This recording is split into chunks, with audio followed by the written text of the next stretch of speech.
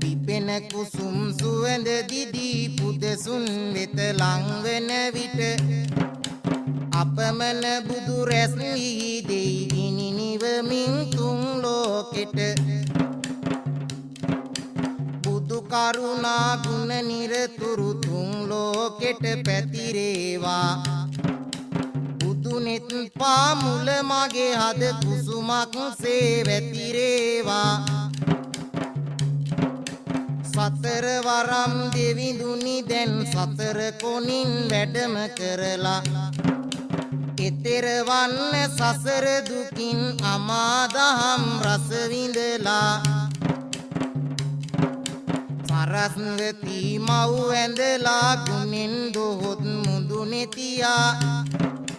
වනස්පති රුක වැන්දෙත් සීකර උත්තම පියා